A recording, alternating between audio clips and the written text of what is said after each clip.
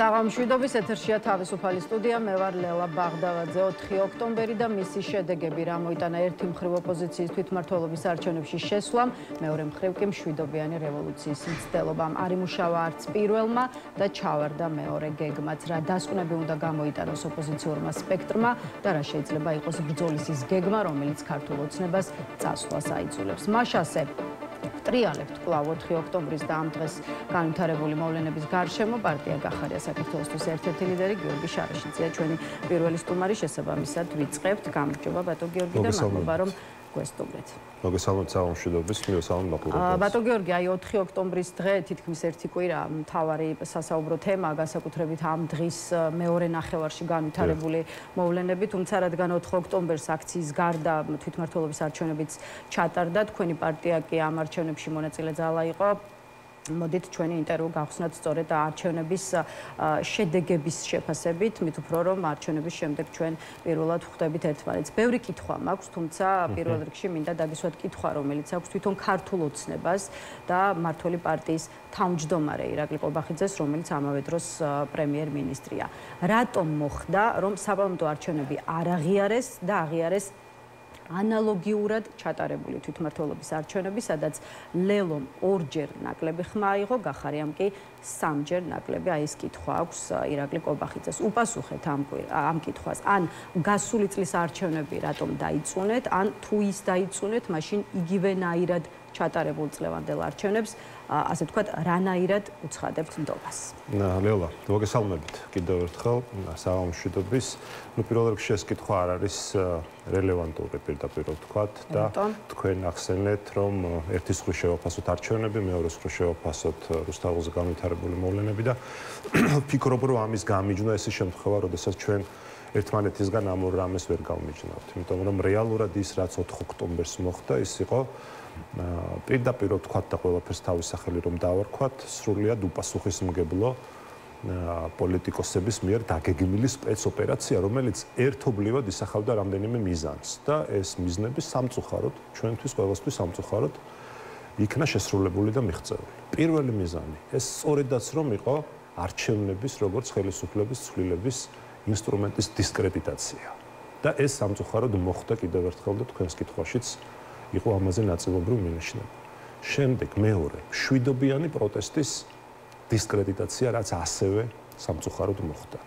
მესამე, ავტოკრატიული რეჟიმის ასე ვთქვათ, გაძლიერება იმ თვალსაზრისით, რომ მათ მიეცათ კიდევ უფრო მეტი შესაძლებლობა გაეძლიერებინათ საკუთარი ავტორიტარიზმი.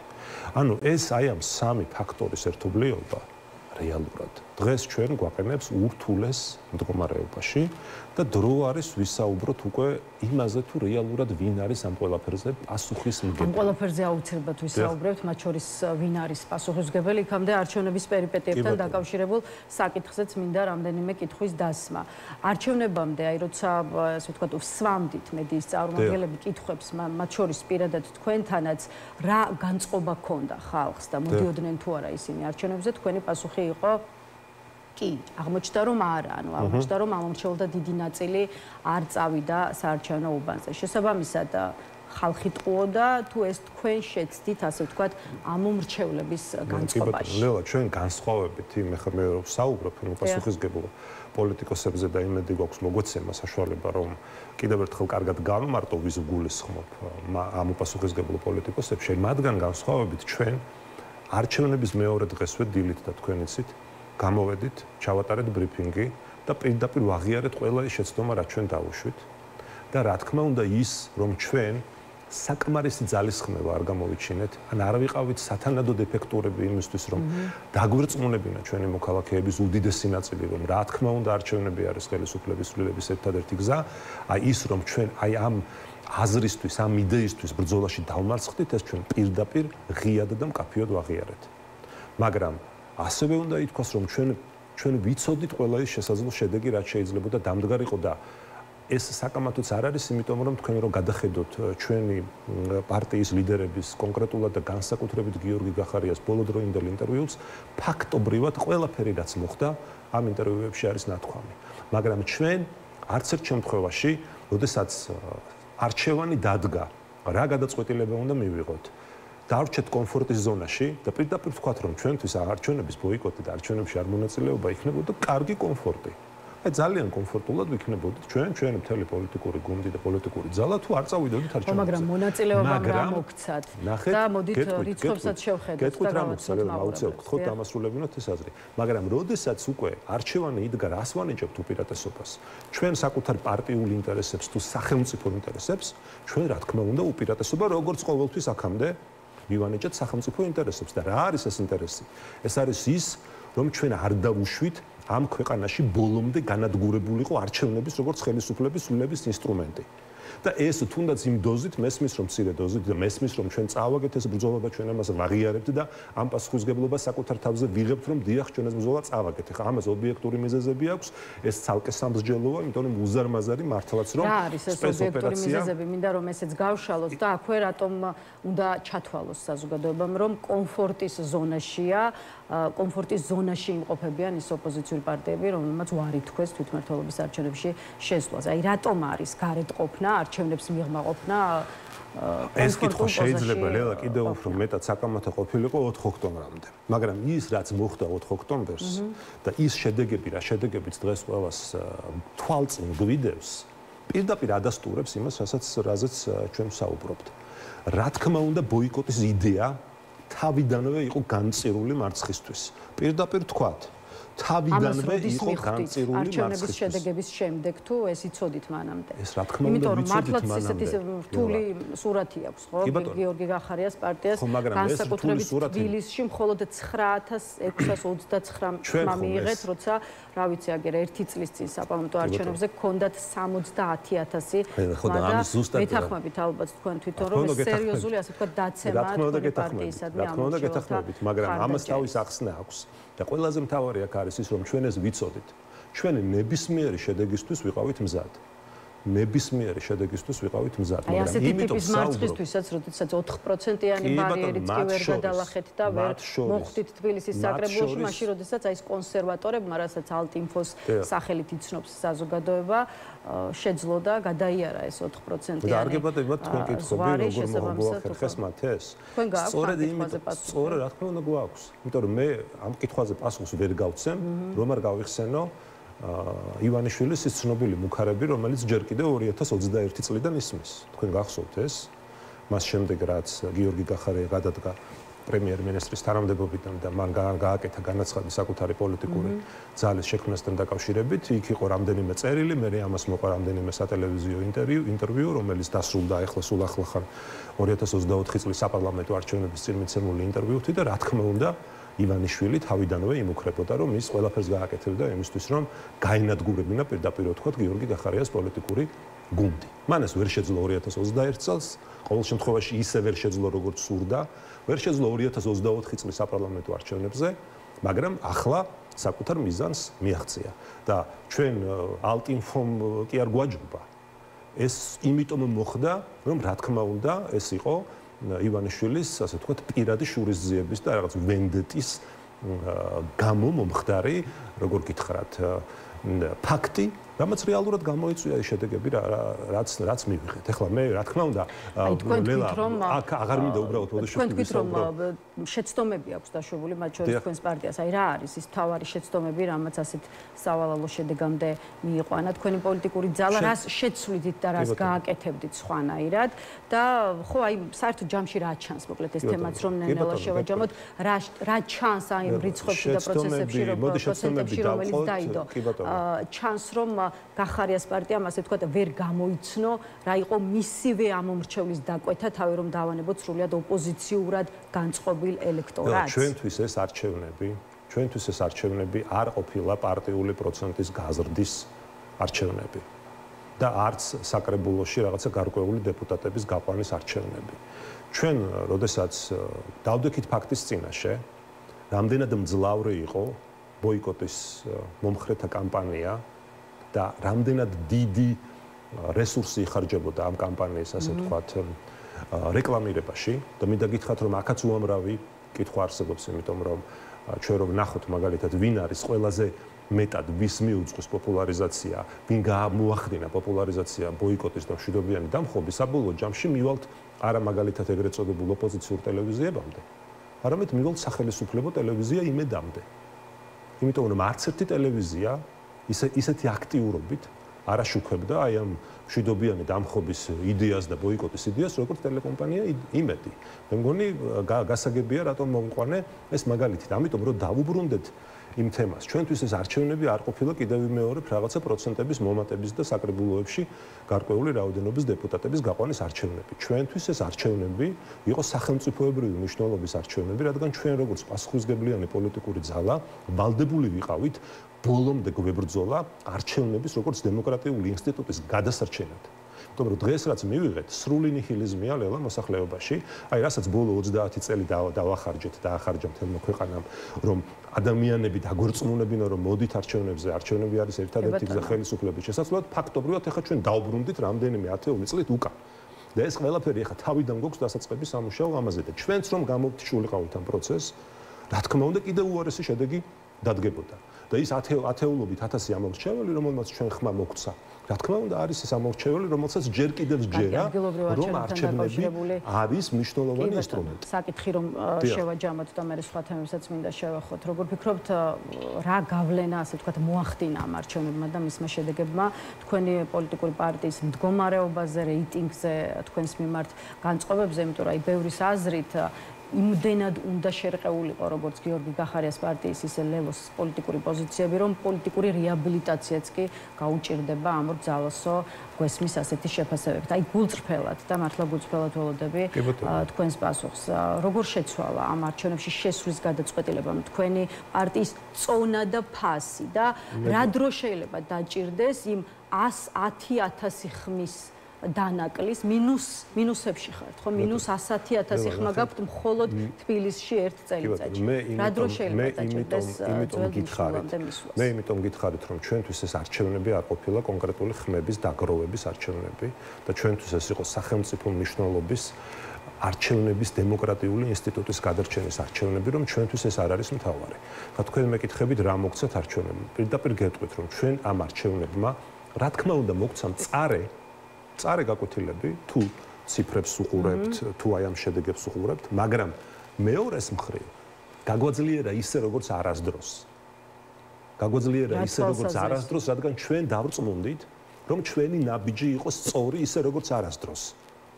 რა თქმა უნდა ვთქვათ, რომ არჩევნებში მონაწილეობა მიუხედავად ამ წნეხისა, ბულინგისა, ყველა მხრიდან თავდასხმისა, ის რომ ჩვენი გადაწყვეტილება არ შევცვალეთ, ბოლომდე ვაშკაცურად, თამამად ვინ არჩუნებდით ჩვენს გადაწყვეტილებას და იცით თქვენ რომ ჩვენ გამოვრჩევით ჩვენი პოლიტიკური ძალა თანმიმდევრულობით და არ გრჩევია დღეს ერთს ვამბობდეთ და ხვალ მეორეს და ბოლომდე მივიყვანეთ ეს საქმე დავრჩით ამ არჩევნებში მიუხედავად უთანასწორო პირობებისა სრულიად უთანასწორო პირობებისა ფინანსების აბსოლუტური ფაქტობრივად ნულოვანი ფინანსური რესურსების არსებობისა ჩვენ წავედით ამ არჩევნებზე ანუ ერთის მხრივ მივიღეთ მწარე გაკვეთილი კიდევ ვიმეორებ მაგრამ ამას ჩვენ თვალებში უყურებთ ამ რეალობას და ჩვენ საკუთარ შეცდომებს ლელოსგან განსხვავებით, რომელიც ბოიკოტისტებს აბრალებს მხოლოდ და მხოლოდ იმ შედეგებს, რაც დადგა ამ არჩევნებზე უკვე ლელოსთან მიმართებაში. ჩვენ ამიტომ ნახეთ, ჩვენ ვამბობთ, რომ ფაქტობრივად ეს შეცდომები უნდა გავყოთ ორ ნაწილად.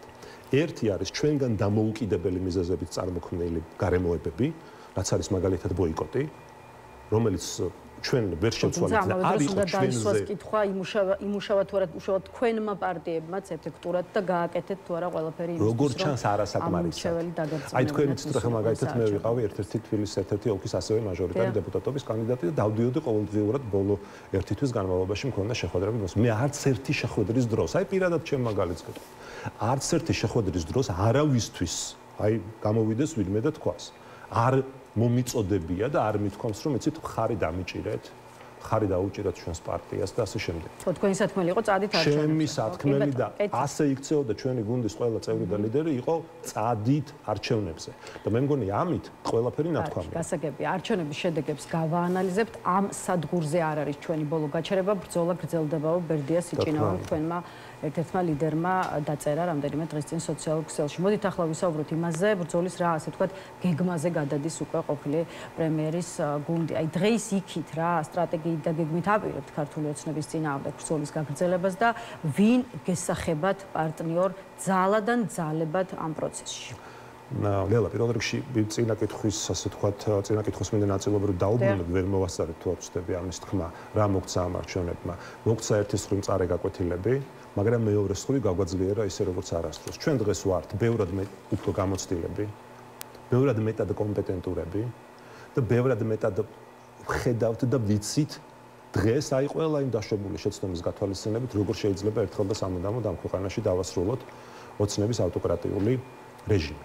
რაც შეეხება გეგმებს, მე ძალიან გამიჭირდება დღეს გეგმებზე საუბარი, სანამ ჩვენ ბოლომდე არ გავაანალიზებთ იმ ყველაფერს, რაც მოხდა. და რეალურად რა მოხდა, ამაზე უნდა ვისაუბროთ და მხოლოდ შემდეგ შევძლებ გადავიდე გეგმებზე, იმიტომ რომ თუ ჩვენ აქ ეს ანალიზი სათანადოდ არ გავაკეთებთ და რა თქმა უნდა ამისთვის ეს ეთერიც არ გვეყოფა. აი ორი კითხვაც და გადავიდეთ ანალიზზე იმის თაობაზე, რა მოხდა უკვე დედაქალაქში 4 ოქტომბრის დღის მეორე ნახევარში. უკვე ესე ვთქვათ ალაპარაკდნენ 4 ოქტომბრის მოვლენების კვალ-დაკვალ იმაზე, რომ ისევ უნდა შედგეს, უბრალოდ ახლა მაინც უნდა შედგეს ოპოზიციური ერთობა და როგორღაც ახლა მაინც უნდა მოახერხონ ოპოზიციურმა ძალებმა ქართული ოცნების წინააღმდეგ შეტევაზე გადახვიდეთ გაერთიანებული ძალებით. აი ამ ამბავს როგორ უყურებთ, ესეც გითხარით და მე მართლაც ის საკითხი, რაზეც როგორც აქცენტირებულად გინდათ საუბარი. ხოთიშორის დღეს ლელოს წარმომადგენელი იყო დილით ნიუსრუმში ჩემი სტუმარი, რომელმაც თქვა, რომ არ სურთ იმ პოლიტიკურ ძალებთან ერთად სამუშაო მაგიდასთან დასხდომა, რომლებიც აი მთელი 3 თვის განმავლობაში ტალახს ისროდნენ მათი მისამართით. აი თქვენ რა პასუხი გაქვთ განცხადებებზე, რომელიც შეეხება ერთიანი ალტერნატიული ძალის და ცენტრის შექმნას? ლელა, მადლობა ამ კითხვისთვის, იმიტომ ეს კითხვა ფაქტობრივად არ განსხვავდება იმ კონტექსტისგან, რაზეც მე მინდოდა მესაუბრა. და პირდაპირ და მკაფიოდ მინდა გითხრათ, რომ არანაირი ერთობა არც ერთ იმ პოლიტიკურ პარტიასთან და პოლიტიკოსთან, ვინც პირდაპირ და უშუალოდ არის პასუხისმგებელი იმ პროვოკაციაზე, რაც მოხდა 4 ოქტომბერს, ჩვენ არ გვექნება. არა და არასდროს არ გვექნება. პასუხისმგებლობა უნდა დადგეს, ბარემ ესეც დაგვეკონტროლოს. ჩვენ ერთხელ და სამუდამოდ ვავლებთ აი პირდაპირ გეუბნებით თქვენს ღია ეთერში თქვენი მაყურებლის გასაგონად.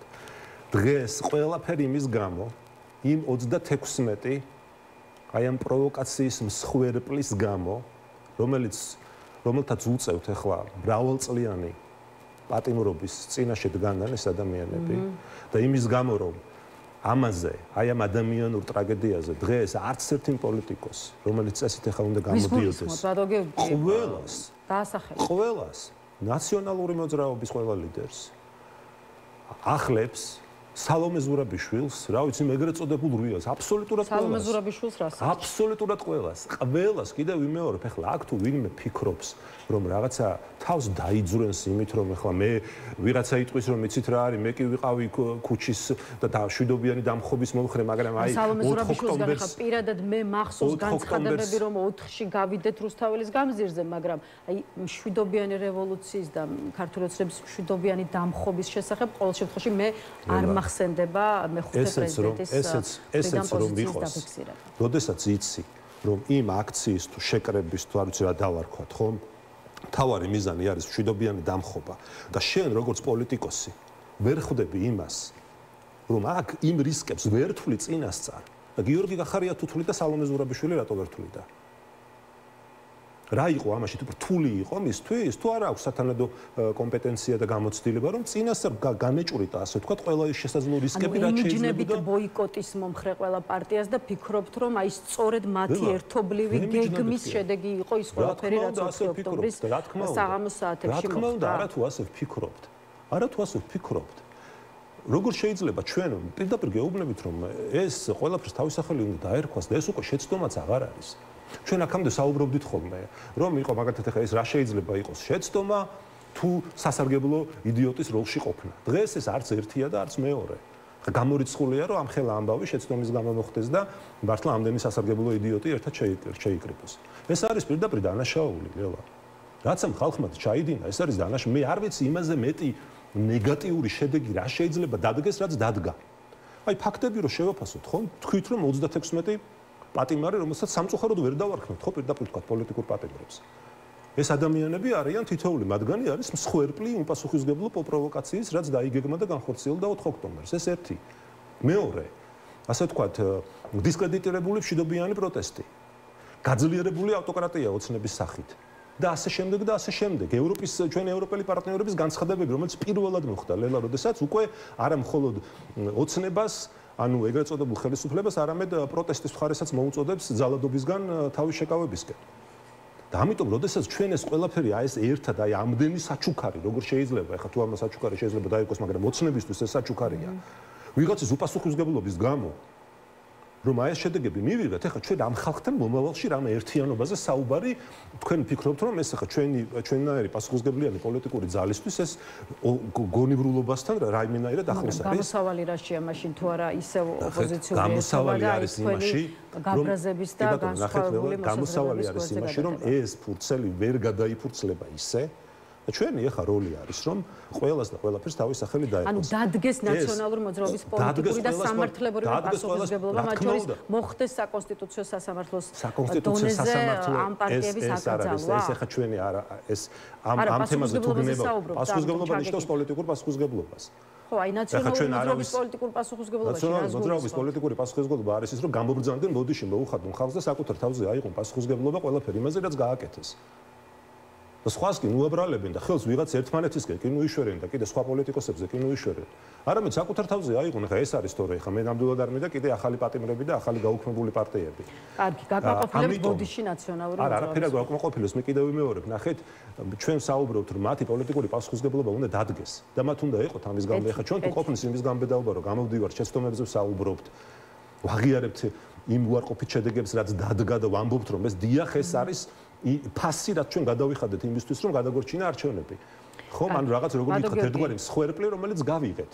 და ეხლა დიდი ბოდიში ვიღაცას თუ გონია რომ მაგალითად არ ვიცი ხო ვიღაცა 6 თვით ზის ციხეში და დაუშვათ ნაკლები პასუხისმგებლობა აქვს იმათზე ვინც გარეთ არიან ამ შემთხვევაში გულისხმობ ახლებს და ნაციონალურ მოძრაობას. ეხლა ერთ-ერთი სხვაობა მათ შორის ის არის რომ პირობითად არ ვიცი გვარამია უფრო ჭკვიანი აღმოჩნდა ვიდრე პირობითად ლევან სანიკიძე, იმიტომ რომ თავი გადაირჩინა და დღეს გარეთ არ არის სწორედაც იმიტომ რომ ამ პასუხისმგებლობას გაექცეს და ეხლა ახალია დაიბარეს გამკითხვაზე და ამაზეც მინდა ერთი კითხვის დასმა. მისი მეუღლე ანი ნადარეიშვილი ამბობს, რომ შინაგან საქმეთა სამინისტროს კრიმინალური დეპარტამენტიდან მის ტელეფონზე დარეკეს და სწორედ 100 აცნობეს ახალაიას დაბარების შესახებ. ეხლა ახალაიას გვარი შეიძლება ითქვას, რომ 4 ოქტომბრის აქციის კონტექსტში რამდენჯერმე დატრიალდა, არც ყოველ შემთხვევაში ქართულ ოცნებასთან დაახლოებული პირები ახსენებდნენ და აქცელებდნენ ინფორმაციას, რომ პაატა ბურჭულაძეს და მურთაზ ზოდელავას ახლო ესე ვთქვათ კავშირი და კომუნიკაცია, ხშირი კომუნიკაცია უნდა ქონოდა ბაჩუ ახალაიასთან.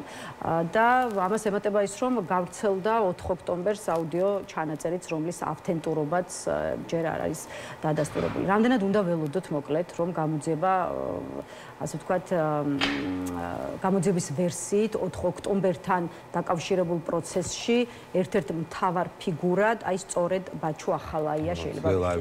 ვერ გეტყვით, კიდევ იმეორებ. რა შეიძლება ხდებოდეს, აი ბაჩუ ახალაიასთან დაკავშირება და მისი სახელის და გვარის მოხდა კიდევ ერთხელ დადასტურდება რომ კიდევ ერთხელ და ხა ამას არ გონია კიდევ დამატებით დადასტურება ჭირდებოდეს, მაგრამ კიდევ ერთხელ დადასტურდება რომ რა თქმა უნდა ეს იყო სპეცოპერაცია.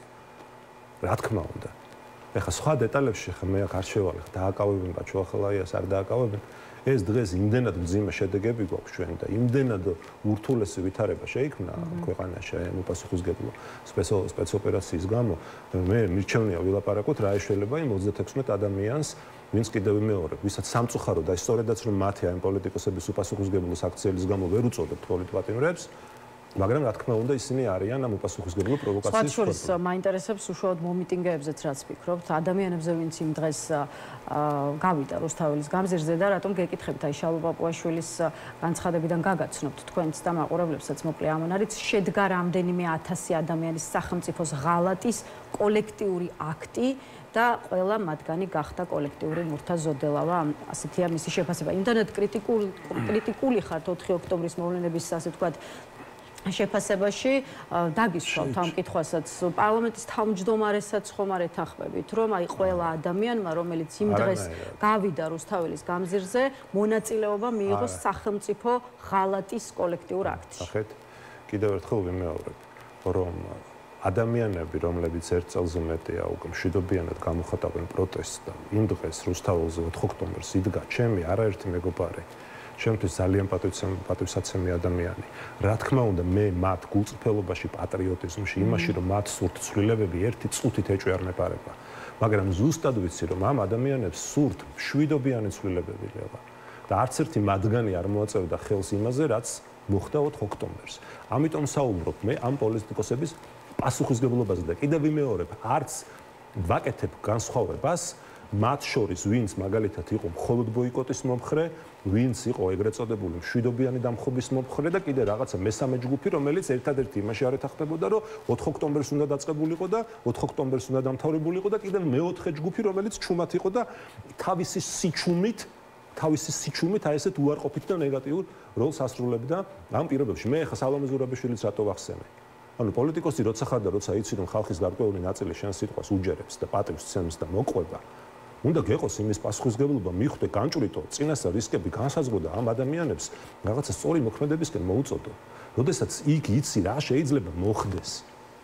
და როდესაც შენ თავს მეცაც გეტყვი კაცო იმას ერთადერთ ლეგიტიმურ პრეზიდენტად მოიხსენიებ ჯერ კიდევ და თან ამ დროს გამოდიხარ და არჩევნების ბოიკოტისკენ მოუწოდებ და ფაქტობრივად ამ ბოიკოტის კამპანიის ერთ-ერთი ავტორი ხარ და აქტორი ხარ. ბუნებრივია ეს არის უპასუხისმგებლობა და ამ პასუხისმგებლობას ვერ გაექცევა ვერავინ. და ამიტომ ამბობ ლევა რომ ჩვენ ვერანაირ გეგმებზე ვერ ვისაუბრებთ მანამ სანამ აი ამ სიტუაციის ანალიზი არ გაკეთდება. სანამ ჩვენ არ გვეცოდინება მათ შორის ვერც იმასთან დაკავშირებით გამოიყენებთ თუ არა საპარლამენტო მანდატებს, იმიტომ რომ ეს თემა კიდევ ერთხელ გააქტიურდა იმავე დღეს, როგორც კი გამოცხადდა და ცნობილი გახდა თვითმმართველობის არჩევნების შედეგები. ხო, თქვენს პარტიაში უკვე ღიად ამბობთ, რომ თავის დროზე 1 წლის წინ საპარლამენტო მანდატებზე ვარის თქვა და ბოიკოტის გამოცხადება იყო შეცდომა, ისე როგორც ღიად ამბობთ, რომ შესაძლოა გადახედოთ ამ გადაწყვეტილებას. ხომ არ უჩანს პირი, რომ მიღებულია რეალურად გადაწყვეტილება პარლამენტში მუშაობის დაწყების თაობაზე და მაშინ ამ კონტექსტში გითხავთ, რატომ აჭიანურებთ, ასე ვთქვათ, ამ გადაწყვეტილების საზოგადოების წინაშე გამოცხადებას. ეს განცდა გაჩნდა, იმიტომ და თქვენ თქვით, რომ მეორე დღესვე და გეთახმებით, იმიტომ რომ შესაძლოა ჩვენ გამოვედით და ვისაუბრეთ დღეს უკვე ამაზე, რომ გვეყვა ამის გამბედაობა, რომ საკუთარ შეცდომებზე გვესაუბრა. ერთ-ერთი შეცდომა, რაც დავასახელეთ, რა თქმა უნდა, იყო ის, რომ პარლამენტის ბოიკოტი არ იყო სწორი. არ იყო სწორი, იმიტომ რომ ჩვენ ამორჩეველი 160,000-ზე მეტი ამორჩეველი, რომელმაც მოგვცა საქართველოს პარლამენტის წევრის მანდატი, დავტოვეთ მარტო ოცნებასთან და ოცნების პროპაგანდასთან და არა მხოლოდ ამ მიზეზის გამო. და შესაძლოა ეს განცდაც ამიტომ გაჩნდა, რომ ამ შეცდომის აღიარება ნიშნავს იმას, რომ ახლა შენ უნდა გავარდე და მეორე დღესვე პარლამენტში შესულით უნდა გამოასწორო ეს შეცდომა, მაგრამ ამ შეცდომის გამოსწორების რამდენიმე სხვადასხვა ვარიანტი განიხილება.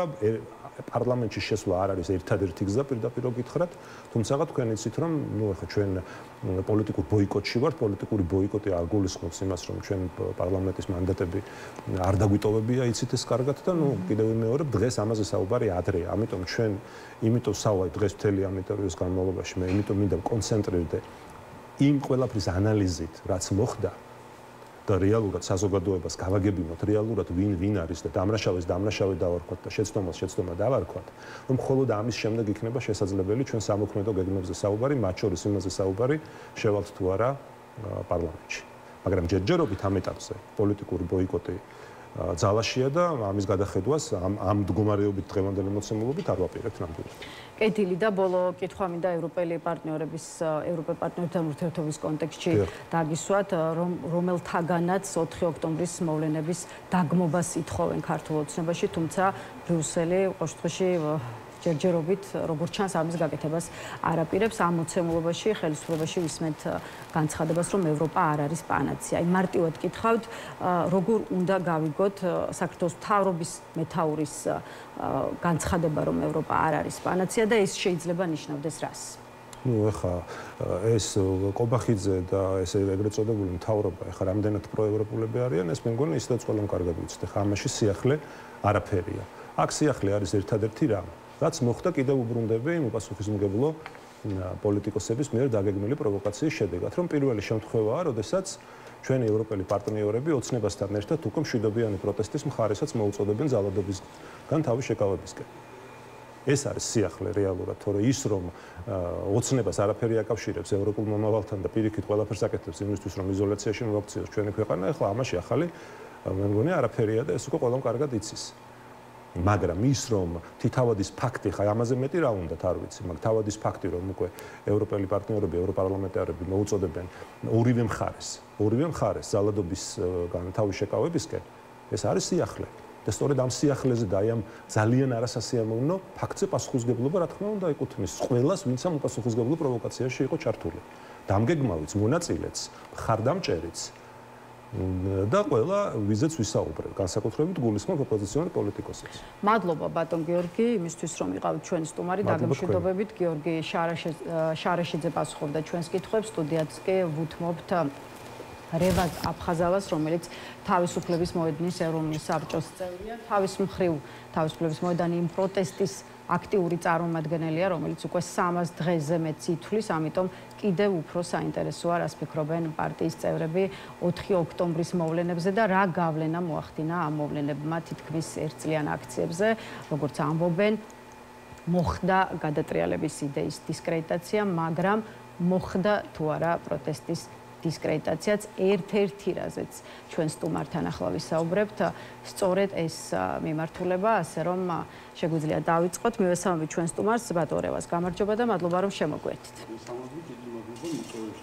ბატონ რევაზ, აი ჩვენი საუბრის ერთ-ერთი ძირითადი თემა სწორედ 4 ოქტომბრის მოვლენები იქნება, მით უმეტეს რომ ყოველდღიურად ვრცელდება ინფორმაციები ახალ-ახალი დაკავებულების შესახებ და უკვე 36 გახდა დაპატიმრებულთა რაოდენობა, რომელთაც პროკურატურა მძიმე დანაშაულის ჩადენას, სახელმწიფო წყობილების დამხობის ორგანიზების მცდელობას ან დამხობის მცდელობაში მონაწილეობას ედავება. ახლა ბევრი ფიქრობს, რომ სახელმწიფოს ასეთი სიხისტე, ნული თანაგრძნობის პოლიტიკა, როგორც ამას თავად ირაკლი კობახიძე ამბობს, დადასტურება იმის, რომ ქართულ ოცნებას რუსთაველის გამზირის და ასე ვთქვათ, აქციის მონაწილეების შიში აქვს. აი თქვენ რას არქმევთ სახელმწიფოს იმ რეაგირებას, რასაც 4 ოქტომბრის მოვლენებზე ვხედავთ?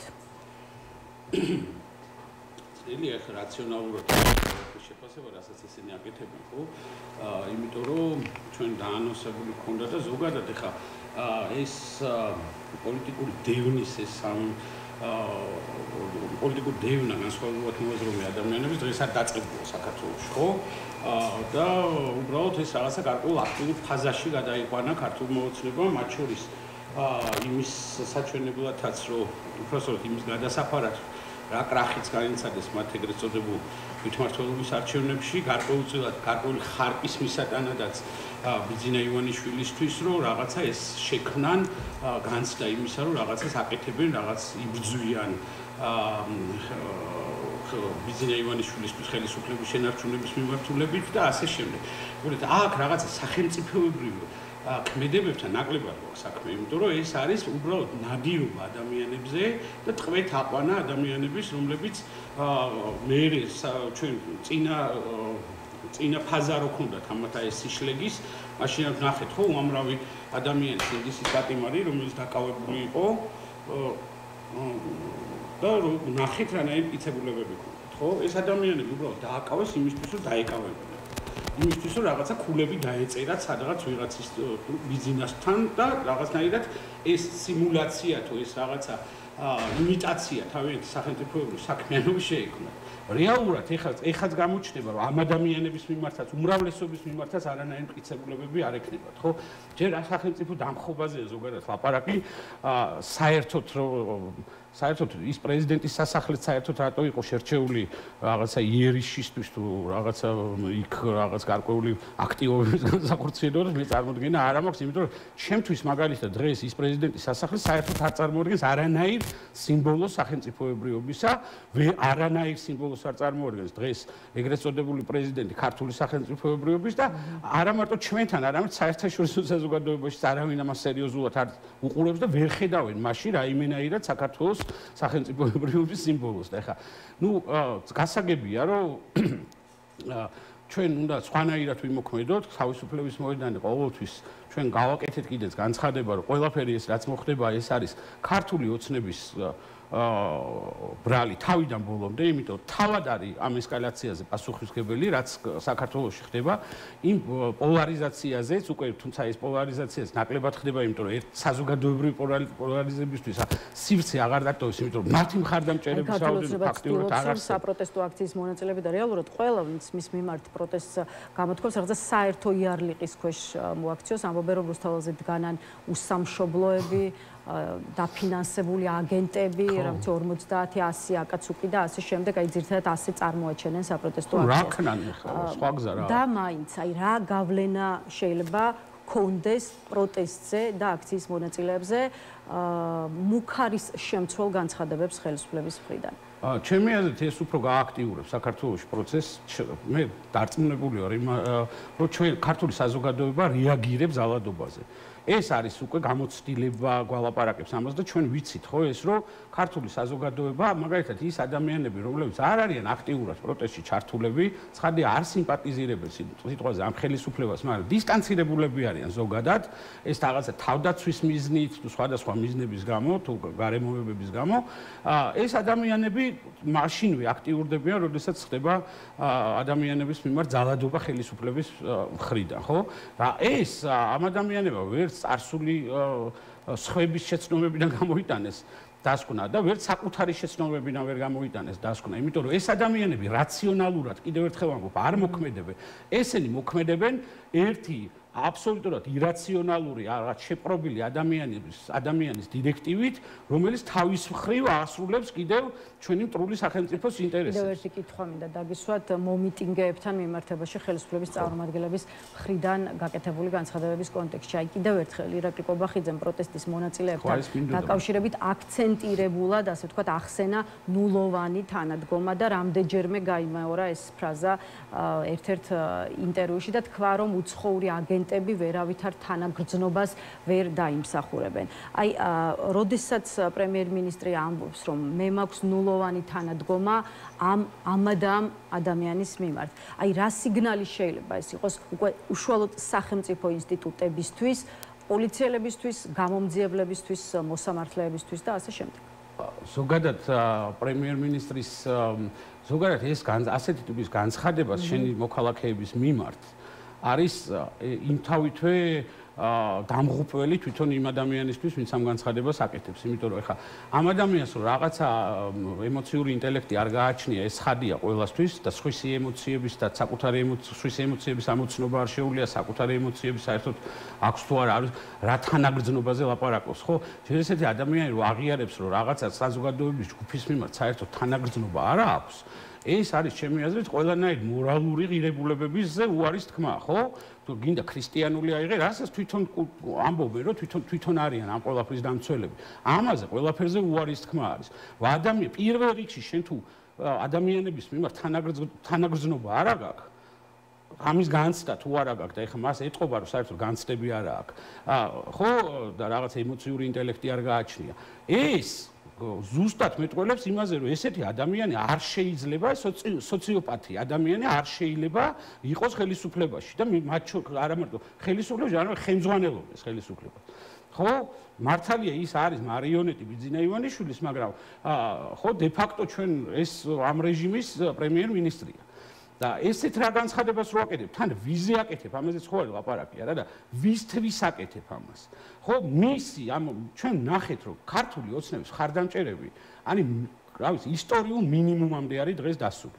რატო ვამბობ ამას? ხო, ამას არგუმენტებით შემიძლია დავასაბუთო. ერთი, იმიტომ რომ ჯერ ესეთი ამ დროთა განმავლობაში, სწორედ აი ამ ძალადობით, ევროპულ მომავალზე უარის თქმით, ხო, აი ხა წინა რესპონდენტი ყავდათ, რომლებიც მათი პარტიის წევრების უმრავლესობა მათი ხელისუფლების ნაწილი იყო და ქართული ოცნების იდეალებით ხელმძღვანელობდნენ, მაგრამ ну რაღაც მომენტში ამ ადამიანებმა თქვენს რომ ჩვენ აღარ მოგწონს ეს და ამ ევროპულ სხვადასხვა მიზეზების გამო განუდგნენ. ეს ადამიანები ხო უკვე მათ წინააღმდეგ მე არ ვაპარაკობ იმ ხალხზე ვინც თავიდანვე ხედავდა რომ ეს იყო რუსული პროექტი და ეს არანაირად ევროპული პროექტი არ იყო ხო თორე ეხა მაგალითად გახარიას გუნდი სანამ გამოეყოფოდა მანამდე ეხა ჩემი აზრით უამრავი ანტიდასავლური და პრორუსული ქმედებები ჰქონდათ ჩადენილი ამას ბევრი ადამიანი ხედავდა მაგრამ ნელ-ნელა ემატებიან ხო ვიღაცამ ცოტა გვიან დაინახა ვიღაცა ცოტა გაბრაზდა ვიღაცა გამოაგდეს და ნაწყენია მე ვამბობ რომ ის ბირთვი ქართველი საღადმოაზროვნე კარგი ადამიანების ბირთვი რომელიც არსებობდა ამ ბირთვს კიდევ ახალი ჯგუფები ემატება ხო რომლებიც არიან გაბრაზებული მაგალითად ქუჩაში ძალადობის გამო რომლებმაც გაინახეს თვალნათლივ რაღაც ბოლომდე ეს რაღაცა კოგნიტური დისონანსი ჰქონდათ რომ ეხლა სულ რომ ამბობ რომ არა არიქა ეს ხალხი ევროპული გზაზე დგას და ასოცირების ხელშეკრულებას ხელი მოაწერეს, სხვა გზა არ ქონდათ და იმიტომ მოაწერეს, მაგრამ იმ მომენტში, მაგრამ და ასე შემდეგ, მე რო ხედავ რომ ესეთ რაღაცებს აკეთებს, ცოტა არ გინდა დაჯერება და ეს დრო იწელება, მაგრამ ხა მე საბოლოო ჯამში უკვე სილის გალაწუნებასავით იყო, ხო პირდაპირ გამოვიდა და გახსნილი ტექსტით თქვა, რომ ევროპული გზა, რომ კონსტიტუციას არ ღვევს და რომ ევროპული გზა გადა. ამ დროს კიდე უამრავი, ეხლა არის ღარიბაშვილის დევნა, მანამდე კვირიკაშვილის დევნა იყო, ანუ ეხლა აღმოჩნდა რომ ვიღაცები კორუმპირებული არიან მანამდე კიდე აღმოჩნდა რომ იმის წინა ვიღაცების კორუმპირება არა რაღაცა თხავენახი შეჭამას პრინციპით არის რა რომ ყოველ წუთში ყოველ წელიწადში ერთხელ გვეუბნებიან რომ ვიღაცა გასულ წელს თურმე ხელისუფლების მაღალ შტოებში თავდაცვის მინისტრები და ასეთი ადამიანები ყოფილან ზოგი კორუმპირებულები ზოგი ნარკომანები ზოგი დიპსტეიტის აგენტები და ისე და რა ამ ხალხს აღარ დარჩა არანაირი ნდობა ხელისუფლების მიმართ დღეს რო კობახიძეა და ხვალ რო ბიზნეს აღარ მოეპიტნავება კობახიძე და რო გაუშვებს იმას და მე ამასაც რო შემდეგი კობახიძე თუ რაღაცა კრებითი მათი ვიღაცა მარიონეტი დაჯდება იქა მე დაუწყებენ კობახიძეს რომ მან რაღაცა არასწორი გადაწყვეტილებები მიიღო იგი იყო რაღაცა სხვა ქვეყნის ინტერესების გამტარებელი და ასე შემდეგ ეს არის აი ამაში უკვე ჩაიხარშნენ ეს იყო კომუნისტური პარტია სხვათა შორის ზუსტად იგივენაირად იქცეოდა ხო დროში გავრცობილად რადგან აი კორუფციის ბრალდებით ერთმანეთს ხოცავ ყოველი მეორე ხელისუფლება დაძდებდა ყოველი მეორე ძალაუფლების მქონე ერთი ხელისუფლება იყო ლენინი რომ მოკდა მე მოვიდა ტროცკი გააგდეს და იქ ვიღაც ბუხარინები და ვიღაცები იყო მე ისინი დახვრიტეს მე ბერიამ ის დახვრიტა ძალიან შორს არ მინდა რომ არა ეს ხალხმა იცოდეს რომ ეს არის კლასიკური მოდელი ქრესტომათიული მოდელი ავტორიტარული დიქტატორული სახელმწიფოს მართვის რომ ეს თვითონ ჭამენ მე 4 ოქტომბრის მოვლენებს მინდა დაუბრუნდეთ უბრალოდ რადგან კორუფციის წინააღმდეგ ესე ვთქვათ გადადგმული ნაბიჯები ახსენეთ რასაც ბოლო პერიოდში ვხედავთ ქართულ ოცნებაში ჩაგეკითხებით და მე უკვე განვაგრძოთ კორუფციის წინააღმდეგ გადადგმული ნაბიჯებს ვერ ვხედავთ ქართულ ოცნებაში აი რა მასშტაბის მაშინ ესე გითხავთ რა მასშტაბის კორუფცია შეიძლება არსებობდეს დღეს ქვეყანაში და რატომ არ არის სარწმუნო და დამაჯერებელი როგორც თქვენთვის პოლიტიკოსისთვის ისე საზოგადოების დიდი ნაწილისთვისაც რომ აი ირაკლი კობახიძე სწორედ კორუფციას ებრძვის. იმიტომ ჯერ ესეთი იმიტომ არ არის პირველი არგუმენტი ამის არის ის რომ ისინი ებრძვიან არა კორუფციას, კორუფცია არის ინსტრუმენტი ამათი კომპრომატების ბრძოლა და ასე შემდეგ სხვადასხვა ისა ხან კორუფცია იქნება, ხან რაღაცა სხვა რამე იქნება, ხან ნარკომანია იქნება და ასე შემდეგ. უბრალოდ დღეს არის კორუფცია უბრალოდ ის ინსტრუმენტი რომ ებრძვიან თავიანთ რიგებში სხვა ძალაუფლების შტოს რომელიც მანამდე იყო ხო ღარიბაშვილის იმიტომ ხედავთ რომ ღარიბაშვილის ერთგულ ადამიანებს დაძდებენ და ებრძვიან და ვითომ კორუფციაში ვითომ კი არა ნამდვილად ყველა კორუფციაში აი მოთხრილი მაგრამ ეხლა რა თანხებზეც იქ არის ლაპარაკი ეს არის სასაცილო უბრალოდ და ჩვენ ამ პარალელურ რეჟიმში ჩვენ თუ ესენი თუ კორუფციას ებრძვიან მაშინ კალაძეს როგორ აყენებენ მერობის კანდიდატად კიდევ ერთხელ და როგორ ყავთ პარტიულ იერარქიაში ეს კაცი დაწინაურებული რომელიც გავლელმა და აი რიგითმა ადამიანმა ქუჩაში რო გააჩერო არანაირი ექსპერტიზა ამას არ ჭირდება ყველა გეტყვის რომ თბილისის მერია არის ერთ-ერთი ყველაზე კორუმპირებული დაწესებულება ხელებში რო გიყურებენ. აი ესეთი, როგორც შევარდნაძის დროსაც არისო ამ დონეზე კორუმპირებული, ჯერ ესეთი შევარდნაძის დროს ამხელა თანხებზეც არისო ლაპარაკი, იმიტომ რომ საქართველოს ბიუჯეტი სულ რაღაც 600 მილიონი იყო. ხო და წარმოიდგინეთ, ესენი რაღაცა კატასტროფების უფლებებს იძლევიან, კატასტროფის მშენებლობის, იპოდრომი გაყიდეს. ისა რა ქვია, გმირთამოედანი გაყიდეს, რაღაცა უზარმაზარ შენობებს აშენებენ, მე იქ წილების გადანაწილებაა და ასე შემდეგ. რა კორუფციაზეა ლაპარაკი? მაშინ ესენი რო კორუფციას ებრძოდნენ, მაშინ საკუთარ თავი უნდა დაიჭირონ და ბიძინა ივანიშვილი უნდა დაიჭირონ. ლარათ რო აქვს ნაყიდი ყველაფერი და პაპუაშვილს და იმათ რო ლარლარად ტყეები და მინდორველები რო აქვს შეძენილი და წილოსანს და ასე შემდეგ. ზადა ვის მოატყუებენ? ეხლა ეს ხალხმა არის ისე ეს, რომ არანაირ კორუფციასთან ბრძოლაზე არ არის ლაპარაკი. ბატონევას დროინდა რომ სწორად გავანაწილოთ, ამიტომ დაუბრუნდეთ ამ კვირის მთავარ, ასე ვთქვათ, სასაუბრო და პოლიტიკურ თემას, რაც 4 ოქტომბრის მოვლენებს უკავშირდება.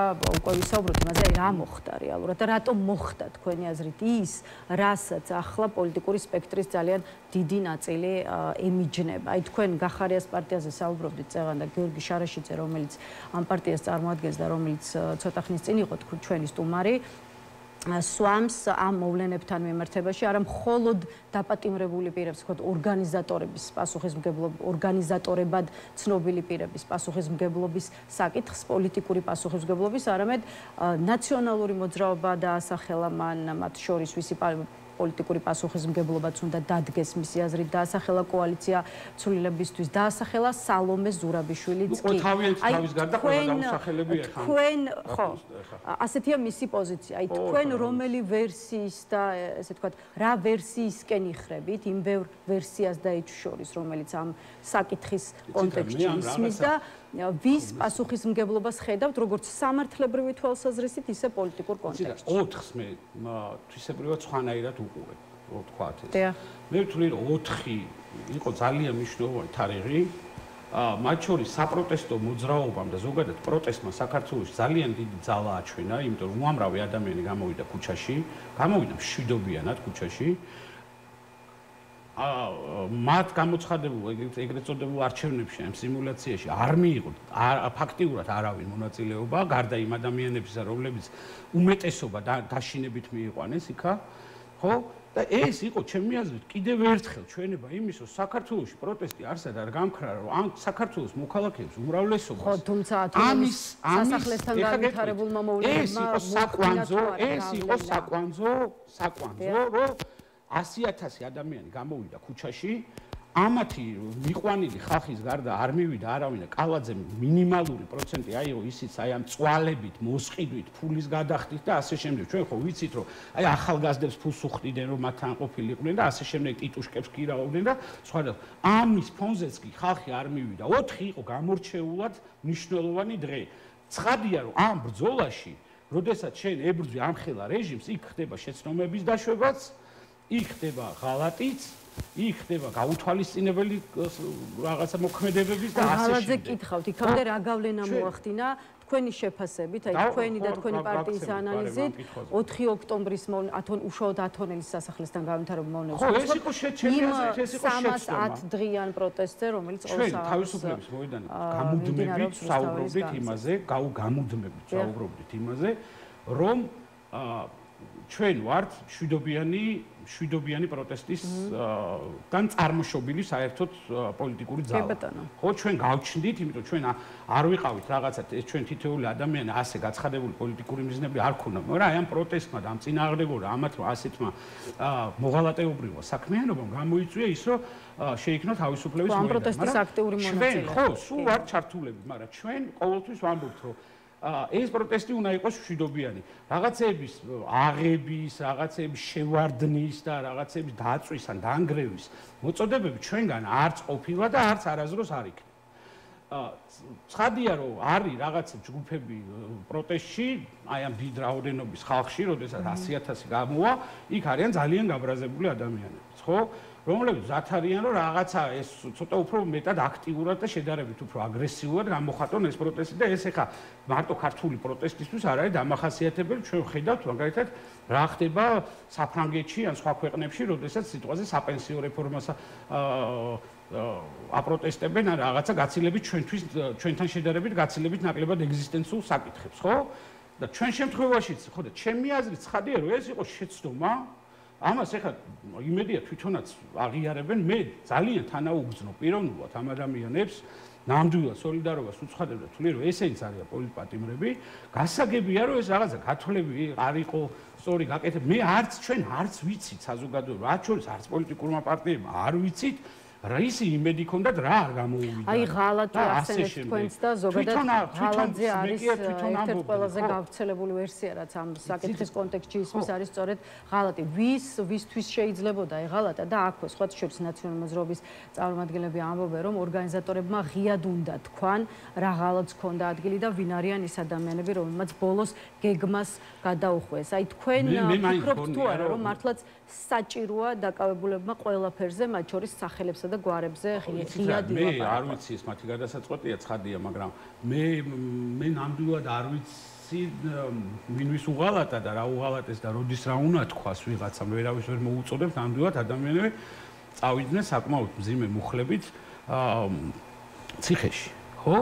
და მე საერთოდ გონია, რომ აქცენტების გადატანა აი ამ კონკრეტულ ინციდენტზე, რომელიც მართლა ეხა იქ რაღაცები ხო არ იმას აქნეს რა და დაანგრიეს ეს რაღაცა იმისისა რა ქვია რაღაც ღობე გადააგდეს და გასაგებია არც ეს არის ჩემთვის მაგალითად ესეც მიუღებელი არის მაგრამ ეს არ ნიშნავს იმას რომ ეს გაბრაზებული ხალხი რომელიც პროტესტს გამოხატავს რომელიც რაღაც ანაგვეყუთს დაწვავს და რა ასე შემდეგ ხო ეს ადამიანები რაღაცა ჯგუფურ შეთქმულებაში და სახელმწიფოს გადატრიალებაში დაადანაშაულეს და ამიტომ რაც მე აქცენტს ჩვენ ამაზე გავაკეთებ იმიტომ რომ გაცილებით მაგას ვამბობ გაცილებით პოზიტიური რაღაცები მოხდა იმ დღეს.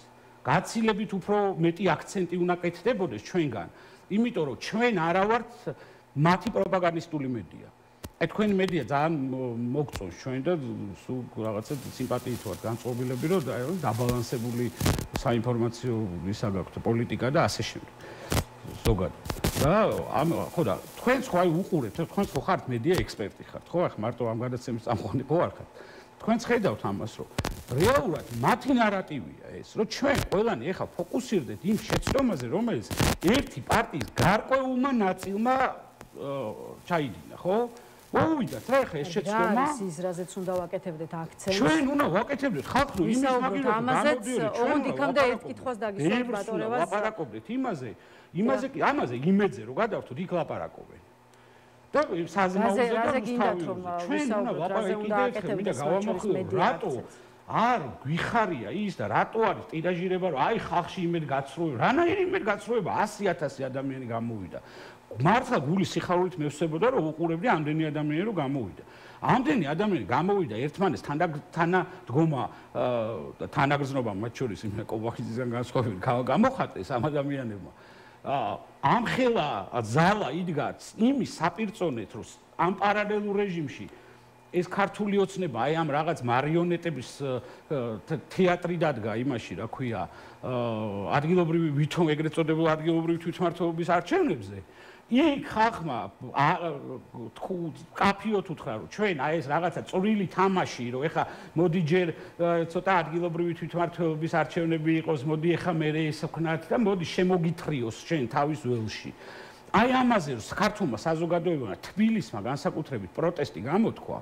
და იქ არ მივიდა არავინ ამაზე რა ვიცი მე მგონი ამაზე სასიხარულო კაი ხანია არაფერი არ მომხდარა და ჩვენ რა გავაკეთეთ დავიყარეთ თავზე მიწა და უკვე მე რამდენი დღეა დღეს რა რიცხვია ხო 9 არის ხო უკვე აი წარმოვიდგინეთ მე-5 დღეა ლაპარაკობთ რა უბედურება მოხდა რუსთავში ვაშუქებთ როგორც კი მესმის თქვენზე კი არა ლაპარაკობ ზოგადად მედია სტრატეგიაზე გააქტიურდებით თქვენს პროტესტის მონაწილეების შესაბამისად გაცილებით უფრო გააქტიურებულია აი მაგალითად რუსთაველის ყოველდღიური პროტესტი გაცილებით უფრო აქტიურია არავის ყურები არ ჩამოვა ეხლა რაზეა ლაპარაკი რომ ჩვენ მაგალითად სიტყვაზე პატა ბურჭულაძეს, ჩემი კიდევ ერთხელ ჩემი პიროვნული თანაგრძნობა და მხარდაჭერა მას გარკვეული შეცდომა დაუშვა. ან სხვანაირად ეგონა რაღაცა რომ მოხდებოდა, სულ სხვანაირად მოხდა. ვიღაცების იმედი ქონდა და იმათმა ეს იმედი გაუცრუეს. ესენი ჩვენ არ ვიცი და იმედია როდესღაც გავიგებთ ამას, როცა ეს თვითონ ჩათვლიან ამას საჭიროდ. მაგრამ დაუშვათ ამას შეცდომა დაუშვა. მოკლედ თქვენთვის არაფერი აი ამის გამო თქვენ როგორ ფიქრობთ ვინმეს ამის გამო მეორე დღეს მოეწონა ქართული ოცნება? ანუ ვინმეს გული მოუბრუნდა ამის მერე ქართულ ოცნებაზე? თუ პირიქით რომ ნახეს რომ ისევ როგორ დაძდებენ, როგორ წამლავენ, როგორ წყალსასხავენ ამ მოქალაქეებს რუსთაველზე მათ შორის, რას დაარბენინებენ ამ რობოკოპებს, როგორ არიან FSB-ს აგენტები ჩართულები ამ პროტესტის ჩახშობაში, როგორ უსმეს სუსი ჩვენი ქვეყნის მტრების გარდა სულ ყველას დაწყებული ღდლებით, დამთავრებული სკოლის მასწავლებლებით. აი ამაზე უნდა ეს არის მნიშვნელოვანი საკითხები, რომ ამაზე უნდა კონცენტრირდეთ რა არა იმაზე ჩემი აზრით რომ გასაგები შეცდომები კიდე იქნება აქამდეც იყო შეცდომები მერეც იქნება და ამისგან დაზღვეულები არა ვარ თავარი ეს არ იყო ფატალური შეცდომები ეს არ იყო ფატალური შეცდომა საბედნიეროდ მშვიდობიანად დამთავრდა ყველაფერი სამწუხაროდ ამას მოყვა ის რომ აი ესე ქუჩა-ქუჩა დაძდევენ ადამიანებს და ატყვევებენ სამწუხაროდ დამთავრდა იმითი რომ ეს პოლიტიკური ლიდერები წავიდნენ იმაში რა ქვია საპატიმროებში ეს ძალიან ცუდია და მეორე მხრივ კიდე 4-ში მოხდა ისიც რომ ეს პოლიტიკური ძალები რომლებიც არჩევნებში მონაწილეობდნენ ხო მათაც ვერაჩვენეს ვერანაირი შედეგი ახლა ისეთი რომ რაღაცა რომ გაემართლებინათ მათი იქ მონაწილეობა ხო ბატონებას რამდენიმე წუთი დაგვრჩა და ახალი ამბავია ცხელცხელი ასე ვთქვათ და ამიტომ მინდა რომ ერთი კითხვის დასმა ამ თემაზეც მოვასწრო ბაჩო ახალაიას დაბარებას გულისხმობს საგამოძიებო უწყებაში ზუსტი მიზეზი ჯერჯერობით არ ვიცით თუმცა არ არის გამორიცხული რომ ეს სწორედ 4 ოქტომბრის მოვლენებს უკავშირდებოდეს აი რა ვარაუდის გამოთქმის საფუძველს იძლევა ბაჩო ახალაიას ოჯახთან ზარი და მისი გამოძახება შინაგან საქმეთა სამინისტროში რა ვერსიას შეიძლება ავითარებდეს უწყება ახალაიასთან მიმართებაში ესენი არიან იმდენად უკვე შევიწროებული ამ პროტესტის ხრიდან და იმდენად ბიძინას ეტყობა უკვე აქვს რაღაცა ფიზიოლოგიური აუტანლობა ამ ყველაფრის რომ საქართველოში მისი მხარდამჭერი აღარავინ აღარ დარჩა რომ ეხა ყველაფერს ეცდებიან ყველანაირ ზომას მიიღებენ და ყველა ადამიანს ყველა ოდიოზურ ფიგურას გამოიყვანენ ასპარეზზე და შეეცდებიან რომ გააზავონ მთელი ეს საპროტესტო საზოგადოება და ერთიანად ჩირქი მოცხონ ამ ყველაფერს აქ არის ლაპარაკი იმაზე რომ პროტესტს გამოთქვა საქართველოს მოსახლეობის დიდი უმრავლესობა აქ არ არის რაღაცა ჯგუფებზე ლაპარაკი რომ ვიღაცებმა გადაწყვიტეს არჩევნებში მონაწილეობის მიღება შეცდომა დაუშვეს ვიღაცებმა გადაწყვიტეს რომ იქ რაღაცა სადღაც უნდა გავარდნილიყვნენ და რაღაცა იქ უნდა მიენგრმოენგრიათ რაღაცების შეცდომა დაუშვეს ვიღაცამ შეიძლება გადაწყვიტა რომ ბაჩო ახალაიას შეხვედროდა და რაღაცა აზრი ეკითხა შეცდომაა ბატონო ჩემო მაგრამ ეხა რომ ამას რომ ამოთხრიან და ყველას რომ უნდათ რომ დააბრალონ რომ არ იქ აი თუნ ეხა ბაჩო ახალაია ედგა მებაირაღეთ ეხა ქართულ პროტესტს ეს სასაცილოა, იმიტომ რომ ჯერ ესეთი ამ პროტესტის მონაწილე ხალხი არის ის ხალხი, რომელიც ებრძოდა ბაჩო ახალაიას და უმრავლესობაა ასეთი ხალხი, რომელიც წინა რეჟიმს ჩვენ კონკრეტულ სახელებს და გვარებს კი არ ვებძვით და ვიღაცა ეხლა გარეგნულად არ მოგწონს და მაგიტო კი არ ვარ ჩვენ არ მოგწონს რეჟიმი ნებისმიერი ხელისუფლება რომელიც დაამყარებს რეჟიმს როცა იქნება ერთპარტიული ავტორიტარული მმართველობა როგორც ვიღაცა ჩრდილიდან რაღაცებს მართავს სულ იქნება პროტესტი ესეთი პროტესტი იყო ადრე და ეხაც იქნება ასეთი პროტესტი და ვიღაცამ რო შეცდომა დაუშვა კონკრეტულმა ჯგუფმა იმიტომ რომ შიდა პარტიული დემოკრატია ვერ განავითარეს და ერთმანეთში ვერ მოილაპარაკეს და ერთი ადამიანი წვიტავს რომ არჩევნებზე წავა თუ იმის დასანგრევად გაიქცევა ეს პრობლემები რო არის ამის გამო ოცნება არავის არ შეუყვარდება მადლობა ბატონო და ბიზნეს მხარეს აღარავინ არ გადავა კიდე მოიმატებს ეს მოხდა და კიდე მადლობა იმისთვის რომ დაგვითმეთ დრო და იყავით ჩვენი სტუმარი დაგემშვიდობებით რევაზ აფხაზავა პასუხობდა ჩვენს კითხვებს ახლა რეკლამის შემდეგ კიდევ ერთი სტუმარი გვერდება ასე რომ დაგვეთით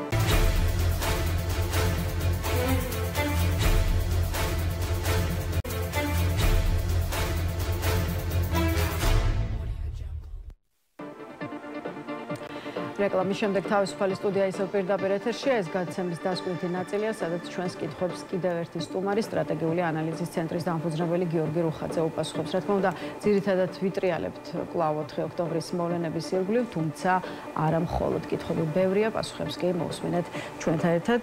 გიორგი რუხაძე უკვე სტუდიაშია. შესაბამისად, მივესალმებ სტუმარს. გამარჯობა ბატონ გიორგი და მადლობა რომ შემოგვიერთით.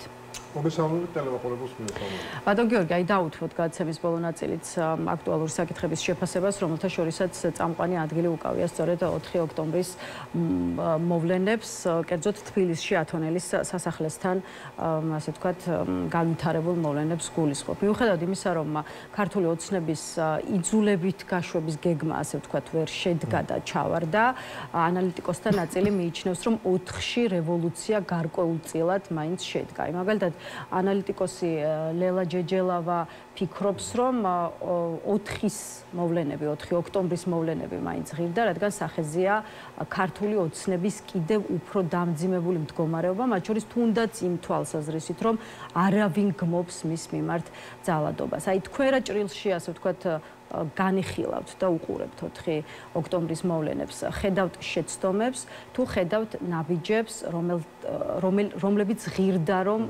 გადადგმულიყო მიუხედავად ყველაფრისა. კეთილი, მე მინდა მხარდაჭერით და სოლიდარობით დავიწყო იმ ადამიანებისადმი, რომლებიც დღეს ციხეში სხედან, 36 ადამიანია ბოლო მონაცემებით, მე როგორც ვიცი, 4 ოქტომბრის ასე ვთქვათ მოვლენებთან დაკავშირებით დაპატიმრებული ადამიანები, დაწყებული ლიდერებიდან დასრულებული, სხვა ბევრი ადამიანით.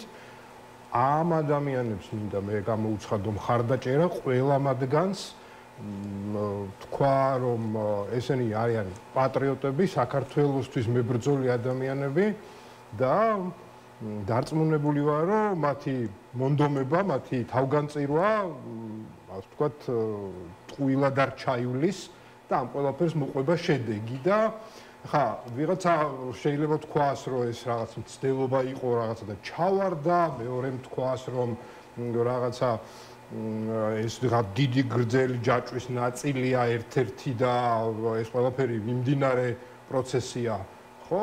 მაგრამ როგორც არ უნდა იყოს, მე მგონია, რომ თავარი დამნაშავე, რომელიც არის ამ ქვეყანაში, ეს არის ივანიშვილი და მისი კრიმინალური რეჟიმი. შესაბამისად, მას აქვს მიტაცებული ხელისუფლება უკანონოდ ყველა შენობა, რომელშიც ზის ივანიშვილის წარმომადგენელი. ყველა შენობა მიტაცებულია. ყველა შენობის, ასე ვთქვათ, დაკავება არის არა დანაშაული, არამედ გათავისუფლების მცდელობა. შეიძლება ერთ-ერთი ასეთი მცდელობა არ გამოვიდა, იქნება სხვა უამრავი მცდელობა ამ რეჟიმის გაშვებისა და კიდევ ერთხელ ამ ყველაფერმა აჩვენა. მივიღეთ თუ არა პასუხი კითხვაზე, რამდენად რეალისტური შეიძლება იყოს ძალადობრივი მეთოდებით ქართული ოცნების წინააღმდეგ ბრძოლა და იგივე 4 ოქტომბრის მოვლენება აჩვენა თუ არა, რომ ყველგან სადაც ხალხი მივა, ან საზოგადოების გარკვეული ჯგუფი თუ პოლიტიკოსთა გარკვეული ჯგუფი მივა, მას დახვდება სპეცრაზმი ქართული ოცნების დასაცავად. მე ძალადობა ვერ დავინახე, მართალი გითხრათ, რანაირად შეიძლება დავარქვათ ამას ძალადობრივი, კიდევ ერთხელ ვამბობ, რომ ის სასახლე, სადაც ვითომ პრეზიდენტი, ადამიანი 21 თუ 26 ზუსტად არ მახსოვს, მაგრამ 20-ზე მეტი ადამიანია დაშავებული და მათი უმეტესობა სამართალდამცავია. მოიცა. პატა ბურჭულაძე მივიდა, ან ის არა ვქო მურთაზ ზოდელავა და რომელიმე სპეცრაზმას ჩაარტყა თავში თუ აი რაღაც მე მგონი პირიქით იყო, ხო? პატა ბურჭულაძეს სვიპეში შეასხეს ის რაღაცა ახლო დისტანციიდან, ხო? რავი, საჩხუბრად მივიდა იქ თუ იარაღი ეკიდა რომელიმეს თუ რაღაცა. ძალადობა მე ვიცი სხვანაირად. ეს ძალადობრივი დამხობის ცდელობა კი არ იყო. ეს იყო ადამიანები მივიდნენ იმ შენობის დასაკავებლად, რომელიც არ ეკუთვნის ყაველაშვილს. ყაველაშვილი არ არის ლეგიტიმური პრეზიდენტი. ის არის ივანიშვილის კრიმინალური რეჟიმის წარმომადგენელი. ამ რეჟიმის წარმომადგენლების გაშვება სხვადასხვა შენობებიდან მათ შორის არის ლეგიტიმური ამოცანა ყველა თუმცა რამდენად შესრულებადი. ხო, ახლა მეორე რამდენად შესრულებადია. რატომ არ იმუშავა რევოლუცია თუ რევოლუციის მცდელობა? რევოლუცია გვინახავს საქართველოში, გვინახავს უკრაინაში, ბევრ ქვეყანაში, მაგრამ ორგანიზატორი ვარ, რაც დამგეგმავი ვარ. მაგრამ მე უყურებ უფრო ფართოდ მოვლენებს და კიდევ ერთხელ ვამბობ, რომ არ იმუშავა ამ ვარიანტმა, იმუშავებს სხვა ვარიანტი. ესე იგი დააყალდა რაღაცა, ხო? ანუ ის კი არა, რომ რაღაც, ანუ ყველა საშუალებით, ყველა მშვიდობიანი შესაძლო საშუალებით უნდა ვებრძოლოთ ამ რეჟიმს, რომელიც არის კიდევ ერთხელ ვამბობ, ივანიშვილის რეჟიმი არის საოკუპაციო რეჟიმი, მარტო დიქტატურა კი არ არის. ანუ მან მიიტაცა ხელისუფლება და აი ამ მიტაცებული ძალაუფლების საშუალებით ის რუსული სახელმწიფოს, ასე ვთქვათ, რუსული სახელმწიფოს დამკვიდრებას აკეთებს აი ამ ჩვენს ქვეყანაში.